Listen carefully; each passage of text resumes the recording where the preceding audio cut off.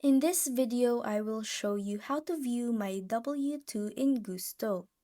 First, log into your Gusto account on your browser. On the left-hand side of the screen, click on Taxes and Compliance. From the drop-down menu, select Tax Setup.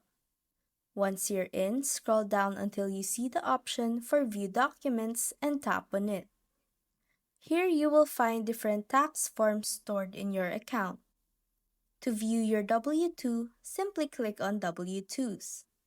Your W-2 form will open up and you can check all of your details right there. If you ever need the copy, you will also see options to download or print the form directly. This is super helpful during tax season, so you can always come back here anytime you need to access or share your W-2.